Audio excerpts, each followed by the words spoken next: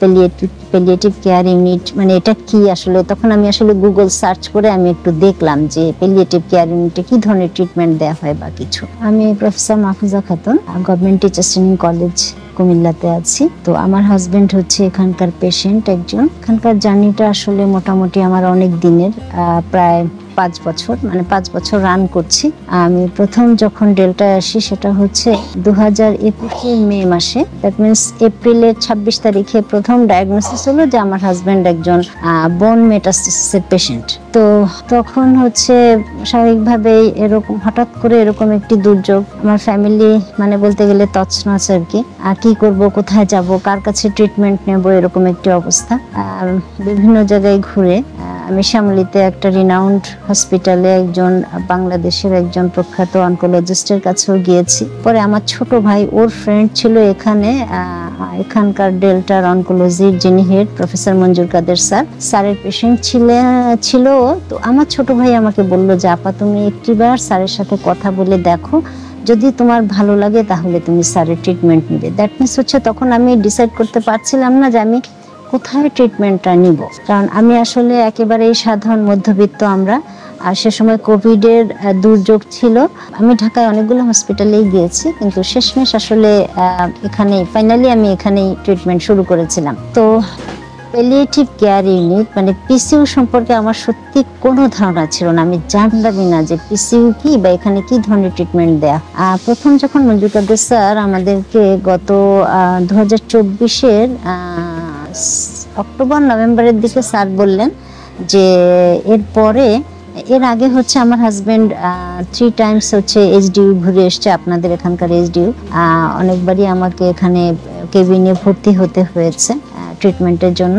তো সেই ধাপগুলো পার হয়ে এসছি, এবং ওখানেও কেবিনে বলেন বা এসডিইউতে বলেন, আমি যেখানে সত্যি আমি সত্যি অভিভূত, আন্তরিকভাবে বলছি যে আমি অনেক অনেক সহযোগিতা পেয়েছি, অনেক ভালো সার্ভিস পেয়েছি এখানকার স্টাফদের কাছ থেকে। এখানে আসার পরে মঞ্জুর কাদের স্যার যখন বললেন যে এরপরে আমি পিসিইউতে ওনাকে ট্রিটমেন্ট দিতে হবে, তো প্রথমে যখন ফার্স্ট টাইম পিসিইউতে আসলাম খুব আসলে একটু ভয়ে এসেছিলাম যে পিসিইউ কেমন, হ্যাঁ প্যালিয়েটিভ কেয়ার ইউনিট মানে এটা কি আসলে। তখন আমি আসলে গুগল সার্চ করে আমি একটু দেখলাম যে প্যালিয়েটিভ কেয়ার ইউনিটে কি ধরনের ট্রিটমেন্ট দেওয়া হয় বা কিছু। তো যাই হোক আমি জানলাম মোটামুটি। তারপরে এখানে নাজমুল কবির প্রধান ডক্টরের সাথে আমার যখন ফার্স্ট টাইম আমার কথা হলো আর কি, আমার হাজবেন্ডকে যখন প্রথম নিয়ে আসলাম, আমার ভালো লেগেছে।